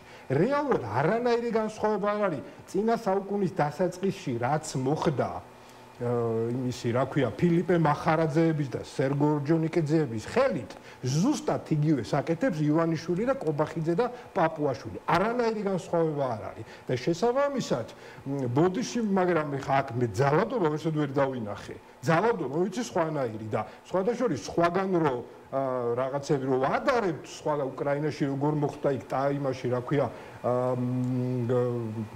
რა იყო იმაზე რომელ ქვეყანაში მოხდა ნეპალში მაგალითად თუ კიდე სხვაგან ხო იქ სხვა მოცემულობები იყო აქ არ არის ეს მოცემულობები სამწუხაროდ თუ საბედნიეროდ მაგრამ კიდევ ერთხელ ვამბობ 4 ოქტომბერი იყო ერთი პატარა ჯაჭვის ნაწილი იმ დიდ ასე ვთქვათ მოძრაობაში რასაც ქვია საპროტესტო მოძრაობა ივანიშვილის კრიმინალური რეჟიმის წინააღმდეგ და ეს აუცილებლად დასრულდება გამარჯვებით უბრალოდ იმიტომ კი არა რომ აქეთ მხარეს ბევრნი ვართ და იქით მხარეს ცოტა უყურე აქეთ მხარეს არიან ისეთი კაცები როგორიც არის ზუიად რატიანი და იქით მხარეს არიან ისეთი კაცები როგორიც არის ირაკლი კობახიძე კიდევ ერთი კითხვა უშუალოდ 4 ოქტომბრის მოვლენების კონტექსტში და მე ვერ გამოვა რომ ამ ქვეყანაში იბოგინოს კობახიძეებმა და პაპუაშვილებმა და ივანიშვილებმა და რატიანები და სხვა კეთილშობილი ადამიანები დიდხანს ციხეში იჯდნენ. არ გამოვა. მურთაზ ზოდელავას მიერ დატოვებული პატარა რებუსი, როგორც დღეს ერთ-ერთმა ანალიტიკოსმა თქვა, რა თავს ატეხს აჩენს, ამაზეც გითხარით თქვენი პოზიცია, დაკავებამდე დაიბარა არ ენდოთ რესურსიან ხალხს. აი ეს როგორ უნდა გაიგონ თქვენი აზრით იმ ადამიანებმა, ვინც აი ზოდელავას ბურჭულაძის თუ ირაკლი ნადირაძის შემდეგ, ასე ვთქვათ, შეიძლება გამოჩნდეს საპროტესტო ბრძოლის წინახასზე. იცით რა, არ ვიცი ახლა მართლა რებუსია იქიდან გამომდინარე, რომ ალბათ დადგება დრო, როდესაც ეს ადამიანები სრულად და ბოლომდე იტყვიან სიმართლეს თუ რა მოხდა თუ უღალატა ვინ უღალატა თუ რაღაცა ვერ გვათვალეს რა ვერ გათვალეს და ასე შემდეგ. ანუ არ ამგონია რომ ეხა ეს ჩემი საქმე იყოს რომ აი ეს რებუსი ამოუხსნა რაღაცნაირად. უბრალოდ გასაგებია რომ რაღაცა თავისივე მოქმედებაში არ მოეწონა რაღაცა საკუთარ ასე ვთქვათ გადადგმულ ნაბიჯზე გააკეთა რეფლექცია რომ ვიღაცას ენდო ესე იგი და იმან ეს ნდობა არ გაუმართლა ხო და რესურსიანი ადამიანი ალბათ არის ან ფულის მქონე ან სახელმწიფო რესურსის მქონე ხო და არ ვიცი ხა ვინმესთან კონდათ შეთანხმება რამე მაგაზე მე ვერ ვილაპარაკებ მაგრამ მე ვიტყვი შემდეგს რომ ამ ყველაფერმა აჩვენა რომ ბრძოლას აზრი ყოველთვის აქვს შესაბამისად ჩვენ წინ უნდა გადავდგათ ნაბიჯები უფრო გავამრავალფეროვნოთ წინააღმდეგობის ფორმები და საშუალებები უფრო მწვავედ უნდა დაუპირისპირდეთ რეჟიმს უფრო ბევრ ადგილას უფრო მეტი ადამიანური რესურსით, იმიტომ რომ სხვა რესურსები აქეთ მხარეს ბუნებრივი არ არის. ახლა ვინ ვის უნდა ენდოს ოპოზიციურმა სპექტრმა რა უნდა გააკეთოს? ოპოზიციურმა პარტიებმა რა უნდა გააკეთონ? ესეც გითხარით, იმიტომ რომ თუ ისევ ოპოზიციის და აი ამ სპექტრის გაერთიანების აუცილებლობამდე მივალთ, მაშინ აქვე გეტყვით, რომ არაფიქსირებენ ეს პარტიები აი დღეის მდგომარეობით ერთმანეთთან დასხდომის მზადყოფნას, აი დღეს ლელომ ღიად თქვა, რომ ლელომ რომ რომელიც ბულინგის გამო გაბრაზებულია, არ დაჯდება ბოიკოტისტებთან, თავის მხრივ ბოიკოტის მომხრე პარტიების ნაწილიც ამბობს, რომ კი უნდა იყოს რაღაცნაირად პროდასავლური ძალების კონსოლიდაცია, მაგრამ ახლოს არ უნდა გაიკარონ ნაციონალური მოძრაობა და არჩევნებში ჩართული ლელო და გახარიას პარტია. რა ხდება მაშინ თუ ოპოზიცია ვერ მიდის ერთიანობამდე და გამოსავალი კიდევ აი ამ ერთიანობაშია? კარგი. გეთანხმებით იმაში, რომ რატომღაც ჯერ ვერ დადგა ის ეტაპი, როდესაც პოლიტიკური ძალები, ვინც არის შემორჩენილი პოლიტიკურ მოედანზე, ვერ ხედავენ ასე თქვა იმ პერსპექტივას, რომ მხოლოდ მარტო დარჩენით ან თავისი რაღაცა მცირე სეგმენტით არ გამოვა საქმე. და პოლიტიკური მომავალი სინამდვილეში აღარც ერთ პარტიას აღარ ექნება, მანამ სანამ ივანიშვილის რეჟიმი ამ ფორმატით და ამ ფორმით იარსებებს. ანუ თუ გონია ლელოს რომ ანუ ამ ფორმატით ის გადარჩება, გააგრძელებს პოლიტიკურ მოღვაწეობას და სხვა პოლიტიკური ძალები ბჭყალებში რო თქვა ჩაირეცხებიან და მარტო ისინი დარჩებიან მოედანზე, წარედ ცდებიან, იმიტომ რომ ვერც ისინი ვერ დარჩებიან. ან ისინი გახდებიან ივანიშვილის რეჟიმის ნაწილი, ტექნიკური ოპოზიცია, ან ისინიც ჩაირეცხებიან. შესაბამისად, იმ ტიპის დიქტატურებში, როგორცაც ივანიშვილი ამზადებს საქართველოში, იქ ოპოზიციის ადგილი საერთოდ არ არის. და დაანონსა კიდევაც ივანიშვილმა, რომ აკრძალავს პარტიებს, ხო? და სხვათა შორის ამბობს, რომ ლელოსაც აუკრძალავ. მე შეიძლება მოელაპარაკოს და არ აკრძალოს, არ ვიცი, მაგრამ რა მნიშვნელობა აქვს? როდესაც, აი დააკვირდით, როდესაც შენ გიწევს ოპერირება ისეთ სიტუაციაში, როცა რეჟიმს შეუძლია ნებისმიერ დროს აკრძალოს და გაგაქროს, იქ ვერ ოპერირებ. ამიტომ ყველა პოლიტიკურმა პარტიამ უნდა გაიაზროს ერთი რამ, რომ ეხლა შევდივართ გადამწყვეტი ბრძოლის ფაზაში და თუ იმას ამბობ შეკაი ადამიანი რომ ივანიშვილი არის დიქტატორი, თუ კი ამბობ რომ ეს ხელისუფლება რუსეთს ემსახურება, მაშინ აი რას ვერ თანხმდები, აი რა გაქვს გასაყოფი ან ნაცმოძრაობასთან, ან ახალთან, ან სხვასთან, ან ძველთან, ან ახალთან. აი რანაირად შეიძლება ხალხო ვერ საერთო ძალა ვერ გამონახო რუსების წინააღმდეგ. ან არ გჯერა, რომ ესენი მართლა პუტინის წარმომადგენლები არიან და ქვეყნის ოკუპაციას ეწევიან და ქვეყანას მომავალს ართმევენ, ან არ გჯერა ამის, ან თუ გჯერა რაღაცად გგონია, ან ლელო რო ხარ, ან ნაცმოძრაობა რო ხარ, ან კიდე სხვა, რომ მარტო დაამარცხებ ივანიშვილს. მოუწევთ სხვა დავალოდოთ ოპოზიციური პარტიების ნაბიჯებს და გაწყვეტილებას. ერთობას არ ექნება ალტერნატივა. დარწმუნებული ვარ, თუ ვინმე მაინც გადაწყვეტს, რომ მარტო იბრძოლოს, ისიც დამარცხდება და სხვა მთლიან პროცესსაც დააზიანებს. რას იზავს ოპოზიციური სპექტრი, ამას ერთად ვნახავთ, გიორგი იქამდე წარმოადგენ არც ერთ ცოტა დრო დაგრჩა და კიდევ ერთი მიმართულებით მინდა რომ განვაგრძოთ საუბარი. რა ხვდებიან აი ამ სიტუაციის აი სიღრმესა და დრამატულობას.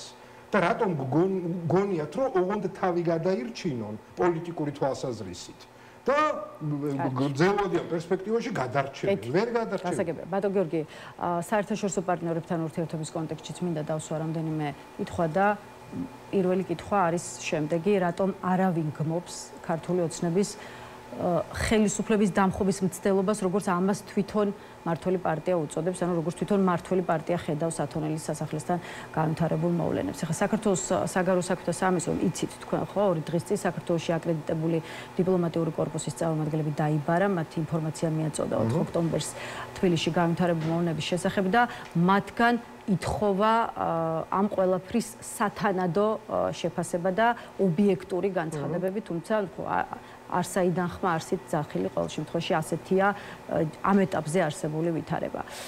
რას ნიშნავს ის, რომ ქართულ ოცნებას, ასე ვთქვათ, მხარდაჭერას არ უცხადებენ არა მხოლოდ ევროპული სახელმწიფოები, არამედ არც მეზობელი ქვეყნები, არც ქვეყნები აზიური თუ ასე ვთქვათ არაბული სახელმწიფოებიდან. რატომ არ არის არც ერთი განცხადება სოფლიოს რომელიმე წერტილიდან? ხო, ну დავიწყოთ იქიდან, რომ ეს არ იყო ხელისუფლების დამხობის მცდელობა პირდაპირ გაგებით. და იმიტომაც არ არის. ანუ საერთოდ ძალაუფლების ცენტრი საერთოდ არ არის იმ სასახლეში, სადაც სიტყვაზე შეეცადა ეს ადამიანების ნაწილი რომ შესულიყვნენ, ხო? ანუ შენ როდესაც ხელისუფლების დამხობაზე საუბრობ, მაშინ მართლა ძალაუფლების ცენტრები უნდა აიღო, ეს ადამიანები უნდა გაანეიტრალო და შემდეგ უკვე დაიწყო, ასე ვთქვათ, ძალაუფლების გადაბარება. ეს არის. ანუ ამ მსგავსი ჩვენ არაფერი არ გვინახავს. იმ სასახლეში, სადაც ყაველაშვილი ზის, რომელიც არის ჩვეულებრივი თოჯინა, ანუ რანაირად შეიძლება ეხლა რომ წარმოიდგინეთ, რომ დაუშვათ შესულიყვნენ და იქ ძალოვნებს წინააღმდეგობა არ გაეწიათ. და შესულიყვნენ ეხლა ამ იმას ორბელიანების სასახლეში და მჯდარიყვნენ იქ. ანუ ამით რა შეიცვლებოდა? ანუ ხელისუფლება შეიცვლებოდა? ანუ ის არა ქვია იონიშვილი გაიქცეოდა სახლიდან თუ ყობახიძე გადადგებოდა. ანუ რა შეიცვლებოდა ხელისუფლება? ვერ შეიცვლებოდა ხელისუფლება და შესაბამისად ეს პირები რო დღია ყობახიძეს და პაპუაშვილს რომ ვაიმე და გადატრიალებას გვიპირებდა გადატრიალება იქნებოდა მაშინ რომ ივანიშვილის სახლი რო აეღოთ და პარლამენტი რო აეღოთ და ყობახიძე ტყვეთ აეღოთ და სახელმწიფო გადატრიალების გეგმა იყო უბრალოდ ამ გეგმის განხორციელების შესაძლებლობა არ მივეცდა. რასაც შემოხეული რომ ჩამოეტარებინათ და ქალებს თმებით ეთრიათ, ეგ იქნებოდა გადატრიალება და ის რაც იყო, ის არაფერი არც გადატრიალება იყო და არც დამხობის მცდელობა იყო და სინამდვილეში არაფერი სერიოზული არ იყო. ხო, ასე რომ ქართული ოცნება არ მხოლოდ სახელმწიფო გადატრიალებაზე და გადატრიალების გეგმაზე საუბრობს, არამედ ამტკიცებს, რომ ეს გეგმა დაიწერა უცხოეთში და ის რაც მოხდა ათონელის სასახლესთან იყო სწორედ უცხოეთიდან ორკესტრირებული. არა, ბრიუსელია ამ თვალსაზრისით ბრალდებების მთავარი ადრესატი ევროპელ პოლიტიკოსებსა თუ კონკრეტულ ევროპელ ელჩებთან ერთად.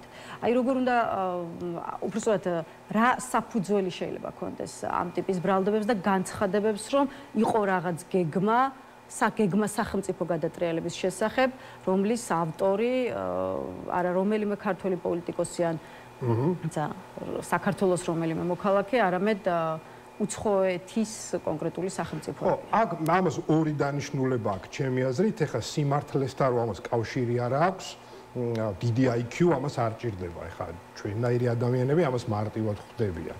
ეს არის მოფიქრებული ასე ვთქვათ, ტვინგამორეცხილი სეგმენტისთვის, რომელიც ქართულ ოცნებას საკუთარ მხარდამჭერად მიაჩნია და რამხელა შეურაცხყოფა წარმოიდგინეთ, რომ ეხლა ეგეთ სისულელეს რო გაჯერებენ, რომ ესე იგი ბრიუსელში და ვაშინგტონში დაგეგმეს თურმე გადატრიალება.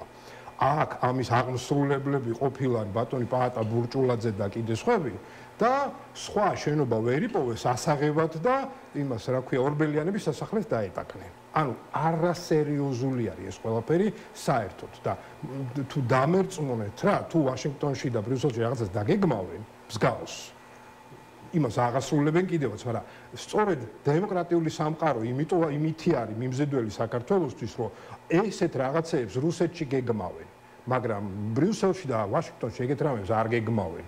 ხო, ისინი ელოდებიან, რომ არჩევნები ჩატარდება ამ ქვეყანაში დემოკრატიულ და თავისუფალ და სამართლიან გარემოში.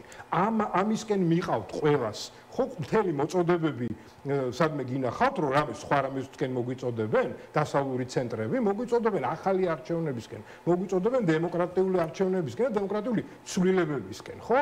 შესაბამისად, ეხლა ყობახიძე რასაც ლაპარაკობს, თან სხვათა შორის ყობახიძე გადადის არა მარტო დიპლომატიურ ზღვარს გადადის, არამედ ზრდილობის ზღვარსაც გადადის. და შესაბამისად, რასაც ამბობს, ეს არის ჩვეულებრივი შეურაცხყოფა სახელმწიფო დეპარტამენტისაც, რაც თქვა ეხლა სახელმწიფო დეპარტამენტი ახსენეთ, კარგ თემას შეეხეთ. როდესაც ევროპა ჰიმლერს შეადარა და ტოლობის ნიშანი დასვა. მაგრამ კიდევ ერთხელ ვამბობ, ეს არის პროპაგანდისტვის გამიზნული საკუთარი, ასე ვთქვათ, ტვინგამორეცხილი მხარდამჭერების დასაბოლებლად და სხვათა შორის მათ შორის ძალოვანების ერთგვარად, ასე ვთქვათ, შესამზადებლად, რომ აი აქ ჩვენ ქართველები კი არ გვებრძვიან, თურმე ვიღაც უცხოელები გვებრძვიან და თქვენ ეხლა ბიჭებო მაგრად იყავით, რომ თავი დავიცვათ და ქართველობა გადავარჩინოთ. სინამდვილეში სხვათა შორის ძალოვნებს მინდა მივმართო. სხვათა შორის ძალოვნები რომ გქვიათ აი თავი ხო არის ძალოვნის თავი და ბევრი კუნთები რო აქვს შიგნით. აი კუნთებს შორის არის პატარა ტვინის რაღაც ნაცხები რა. ხო და ეს ტვინი ცოტა რო გაანძრიონ ამ ხალხმა. მე მგონი დაინახავენ რომ ყობახიძე რო ამბობს რომ ღმერთმა გადაგვარჩინაო, რომ იქ ვიღაცები არ დაიღუპნენო და რაღაცა. ხო, ღმერთმა გადაგვარჩინა კი. და იცით რა არის, რომ ერთხელაც შეიძლება არ გადაგვარჩინოს ამ ღმერთმა და ყველა უნდა დაფიქრდეს, ბიძინას გამო სიკვდილი ღირს, ბიძინას გამო ღირს, რომ საქართველოს მოსახლეობას დაუპირისპირდე და თავპირი დაალეწო ადამიანებს.